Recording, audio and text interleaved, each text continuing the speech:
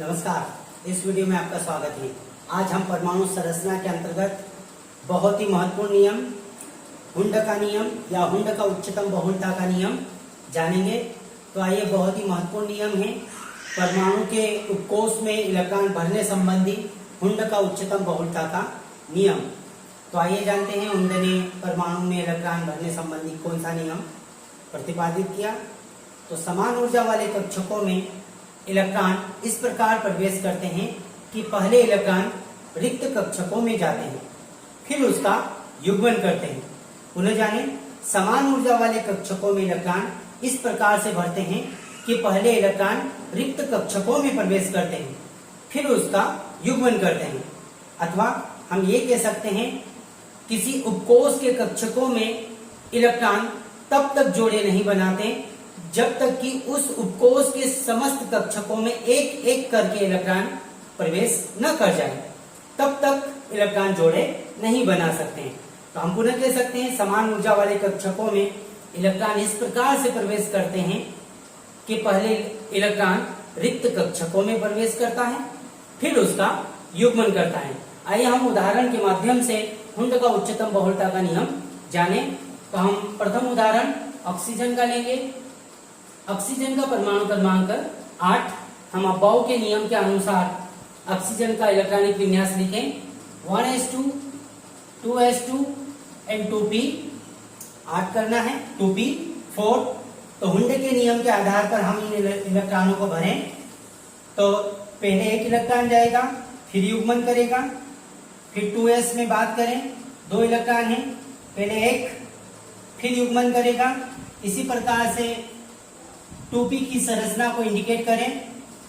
तो 2p में हमने अभी जाना, पहले इलेक्ट्रॉन रिक्त कक्षकों में प्रवेश करेंगे, अर्थात 1, 2 एंड 3 इलेक्ट्रॉन चले गए, फिर उसका युग्मन करा।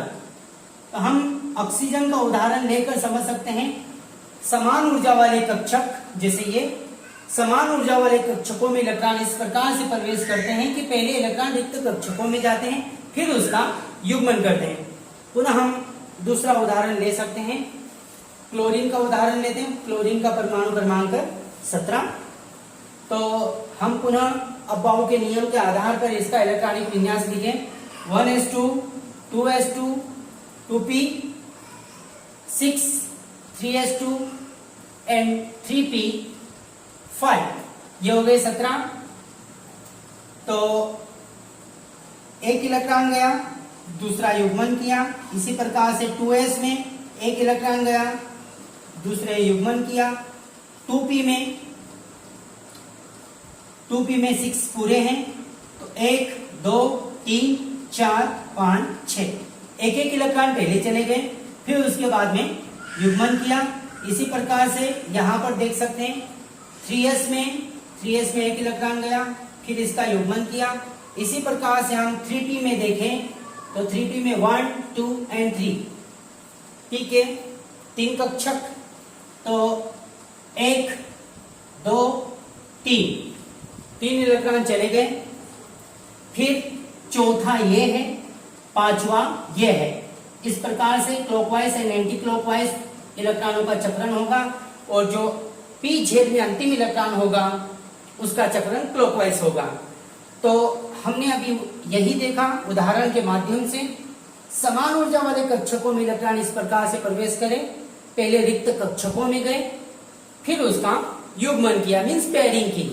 या हम बोल सकते हैं, उपकोष के कक्षकों में इलेक्ट्रॉन तब तक जोड़े नहीं बनाते जब तक कि समस्त कक्षकों में एक एक इलेक्ट्रॉन न पहुंच जाए या एक इलेक्ट्रॉन न भर जाए, तब तक जोड़े नहीं बनाते हैं। यह है हुंड का उच्चतम बहुलता का नियम। इसी प्रकार से अन्य महत्वपूर्ण बिंदुओं को जानेंगे। धन्यवाद।